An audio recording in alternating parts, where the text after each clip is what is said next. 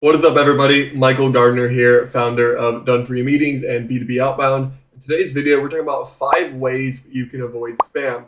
Now, I wanted to keep these 5 ways a little bit different from what you might have already seen in a basic how to set up a cold email video. So we got some cool things here. Some of these are a bit more common, but I think there's a couple that even experienced people with cold email may not have heard of. So let's go ahead and jump into a document here and go through the 5 things that you should be applying to all of your cold email campaigns. Drop it.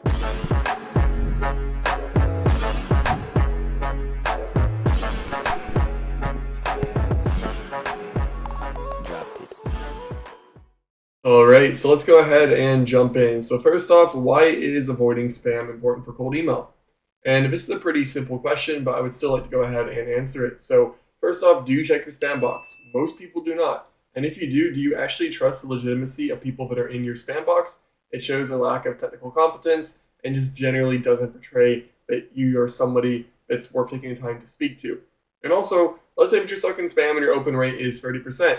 Imagine if you could double your open rate. This means you're doubling your results because double the people are seeing your email without changing your copy, offer, or appointment setting. So spam is frustrating, but outside of obviously your offer and things, it's one of the easiest things you can do to increase your results if you happen to be going into spam.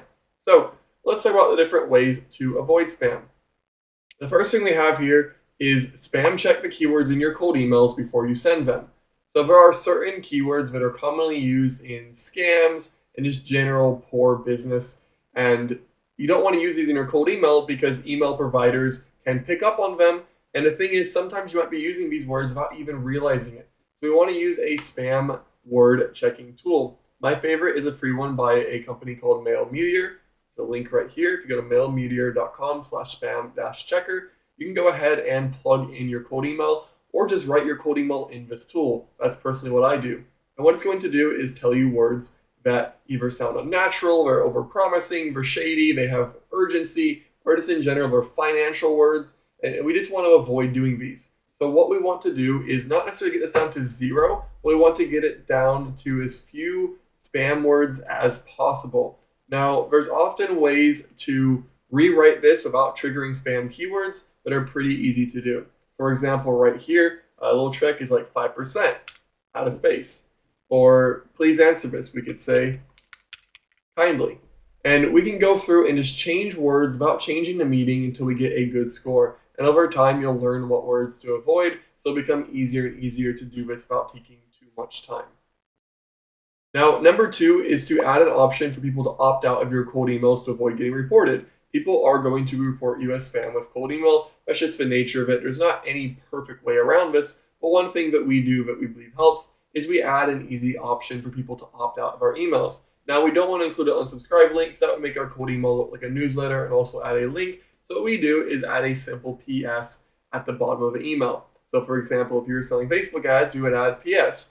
If you're not currently interested in Facebook ads for your company, please let me know and I won't reach out further. Or let me know and I won't reach out further. This very simple PS, it's a lot of people to reply, not interested, or they may otherwise have marked us as spam, and it's a very nice, easy thing to do. It's nice for the prospect and also nice for you if you get reported much less.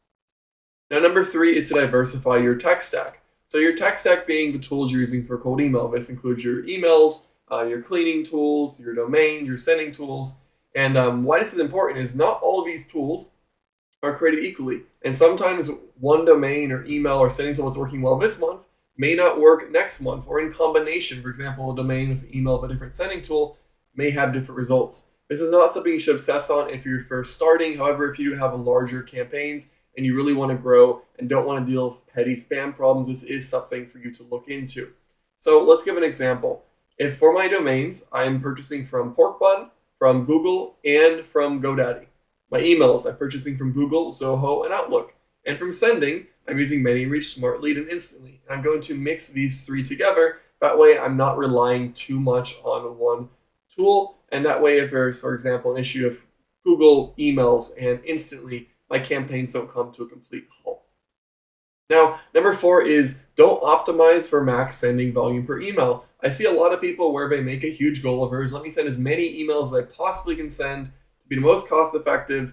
And what happens is it's actually not cost effective because you're going into spam where in actuality, you should be scaling not per email, but across multiple email addresses and domains. So right now we do per domain, we do 3 email addresses. We don't send more than 40 emails per day on an email address, where a lot of people are trying to push 70, 80, 90. It's just better to have a sustainable campaign where you're not constantly fighting with spam. Just buy more emails and domains. It's a lot easier. And lastly is limiting links and images in your cold emails. So ideally, you don't want to use any links or images on your first email. The first email is the most difficult to get into the inbox and the most important, because once you're in the inbox, it's easy to stay out of spam once you've already landed, but your first one is the one that's judged the most harshly by an email provider. So ideally, we don't use any links or images, and if you are going to use a link or an image, I would just keep it to one. Using links and images on ongoing emails is much better, but still we don't want to abuse this and use too many. So there you have it, 5 ways to avoid going into spam. If you found this video helpful and you want more content around cold email, feel free to check out my YouTube channel. I post like this on a weekly basis. Or if you're looking for even more help, feel free to check out the description where you can see a link to my cold email training program, B2B Outbound, or have my team manage your cold email campaigns with dfymeetings.com down below. Thanks for watching, and I will see you in the next video.